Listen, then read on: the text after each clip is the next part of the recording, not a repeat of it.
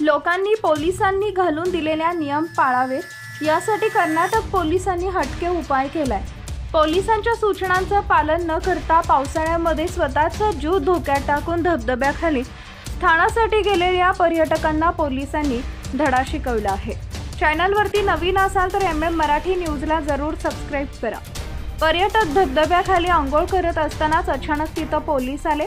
सामान्यपणे पोलीस पर्यटकांना धबधब्यातून बाहेर काढून समज देतात, मात्र इथं उलटं घडलं।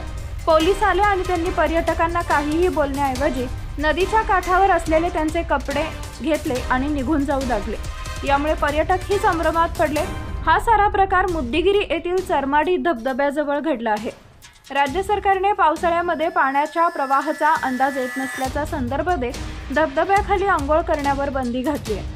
राज्य सरकारने घातलेल्या बंदीचा आदेश झुगारून काही पर्यटक धबधब्याखाली स्नानासाठी गेले।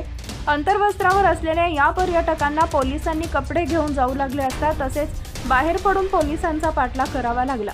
हे पर्यटक कपडे घेऊन जाणाऱ्या चिकमंगळूर पोलिसांकडे कपडे परत करण्याची विनंती करू लागले, मात्र पोलीस त्यांच्या गाडीमध्ये हे कपडे ठेवून निघून जाण्याच्या तयारीत असताना पर्यटकांनी माफी मागत कपडे परत करण्याची विनंती केली।